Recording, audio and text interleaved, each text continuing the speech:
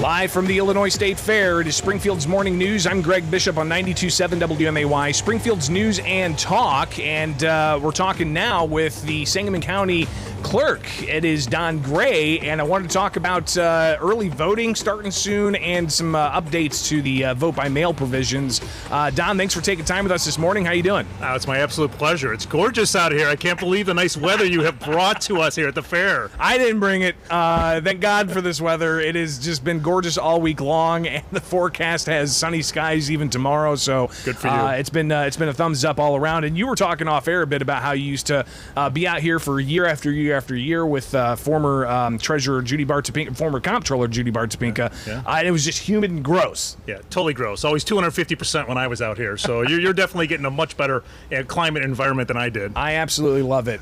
So let's get into voting. I can't believe the election is about 80 days away, and we've got various different dates that voters need to know about.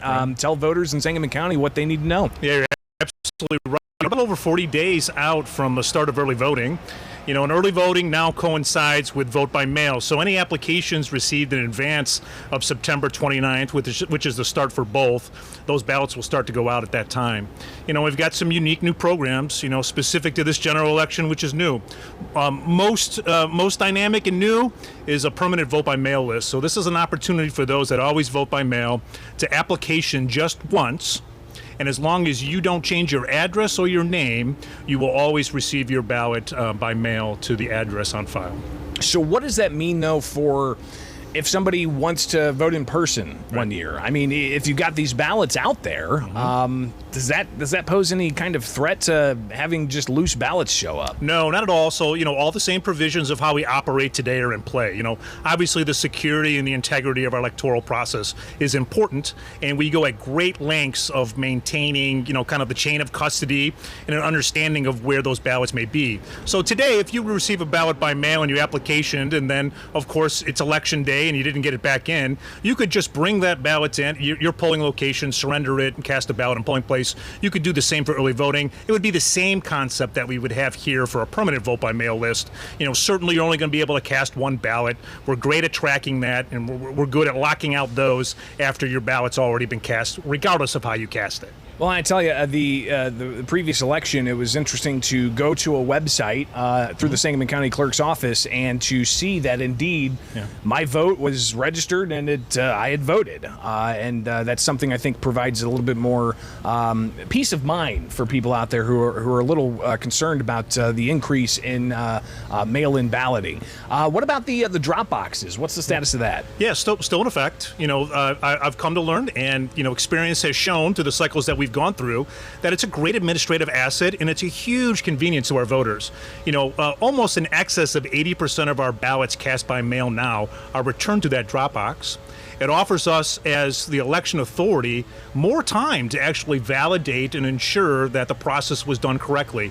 Validating the comparison of signatures, its receipt back, going through the transparency and the chain of custody issues of like what you were referring to, the online access of knowing where your ballot's at.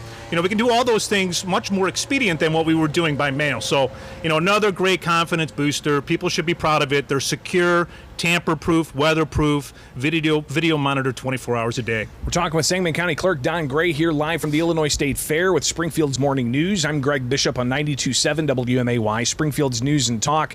And Don, something else too that I think people definitely need to hear more about is how voter rolls are cleared of either those who have deceased or those who have moved on. Talk a bit about that process. Yeah, so probably the most critical feature of what we provide is, being the most accurate and up-to-date voter roll you can possibly be. And this is a daily grind. This is really the core function of the Office of the Election Authority, which is voter registration and making sure that those that are registered are properly registered at the address on file. And, we do that on a daily grind of buckets that we receive from the State Board of Elections, from other states. We have agreements with other states, intra-county relationships. We do that on a daily basis. And then we're also mandated, every 2 years to provide for a voter verification verification program where we send out your voter registration card. It's not forwardable, and if it's returned to us, that kind of starts a system of suspension to re-registration. It's primarily what holds the system most accountable to the proper registration of the person on file, and everything in between. In Sangamon County, we take it seriously. We do it routine. We stay consistent on it, and we're going to give you the very best in making sure that you're getting an accountable, accurate system. Are you guys still looking for election judges? Always. That's a hard thing to recruit. We've had this evolution since the COVID era, of a younger generation of election judge. It's getting more technical. It's getting more precise. It's getting more electronic. And it just requires a younger generation to come out and help us. So, we're doing great. We'll recruit about 900 to 1,200, personnel for election day. So it's a lot of people that make this happen. And if you have an interest, certainly reach out to the election authority, and we'll get you in a place that you can help us out. And then those who are looking to become registered to vote for maybe the first time, and they haven't, gone through a state agency through the automatic voter registration program, how can they get to your office and make that happen? Yeah, we're at 200 South 9th Street. We're in the county courthouse on the first floor, room 105. We can certainly get you registered right at the counter. 2 forms of ID, one with the current address. We love new voters. They're always very excited. And, the more participants that are voting within our system, the stronger it is. So, get it done. Get registered. Whatever form of voting is best for you, that suits your needs, they're all done well. Do it, get out and vote. It's a very important election. Well, and then after November, you guys are going to have to turn right back around and get ready for the consolidated elections. We're already working on that election, so there's no time to rest. They all overlap over the top of each other. So, well, Don, greatly appreciate you taking the time with us this morning. We'll see you around the fair, and enjoy this incredible weather. All right, yeah, we'll do. It's just wonderful out here at the Illinois State Fair, where we're broadcasting. It is Republican Day, so Republicans are going to be rallying at the Director's Lawn midday today. If you've got a chance to stop on out and take in all of the sights that the State Fair has to offer, it's just been absolutely gorgeous. Sun is out, not a cloud in the sky. Make it happen today.